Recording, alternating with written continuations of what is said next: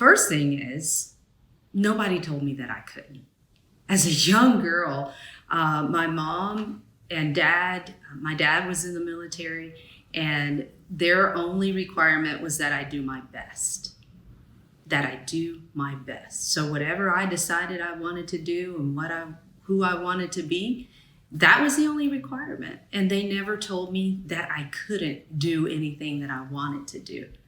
And so it's kind of like in life, as you navigate through life, society, our environment, our culture, then starts to shape you a little bit differently. And so you begin to kind of reevaluate things at that point. But nobody told me that I couldn't go after my goals. And I think it was life that tried to shape and change that a little bit.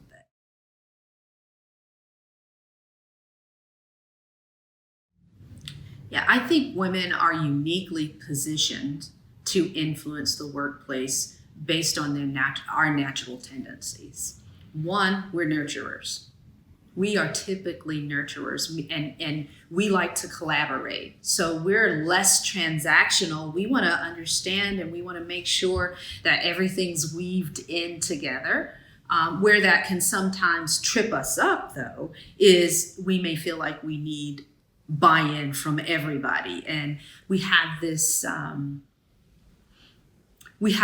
double blind issue that we have to deal with. If we're too assertive, then we're categorized with B words that don't necessarily mean we're the best version of a leader, and we're negatively associated with the term leadership.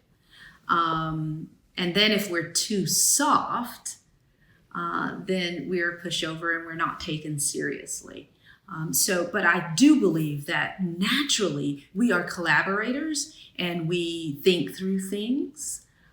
We feel. So emotional intelligence, which is one of the critical skills that helps determine success, meaning we can not only assess our own feelings, but assess the feelings of the person that we're talking to and interacting with, which is critical, so that we meet people where they are. So if you as a parent, helping our children navigate through the teen years is a prime example of why I believe as a parent, as a woman, we are positioned to help organizations navigate through their most complex problems.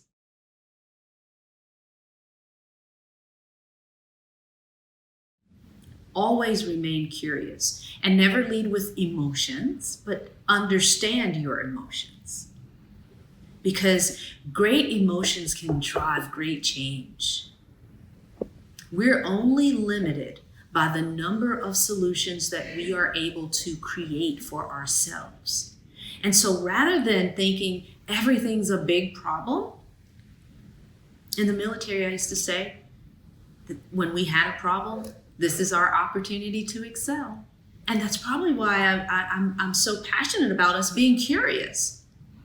Have questions about what we're experiencing and why are we experiencing this and what can we do about it? What's in our control and what's out of our control. And then we start to discuss these things. And then before you know it, you may create some synergy. Because what you're experiencing, if you never communicate that in a way that is clear, concise, and specific with people, you may feel like you're out here suffering all alone. And that's so not true. That is so not true. And so I would just encourage us as women to be more curious. So if I'm not ready to step into a big major leadership role, then go to the meeting anyway. Sit around and observe. We learn so much through listening. It's a key skill, one of the skills that we, Everything Etiquette and You, try and help leaders with. Because when we can listen well, we can decide well, because we can take in a lot of information and sit with that information long enough to make informed decisions. Not just what I think, but what's best for the good of the organization.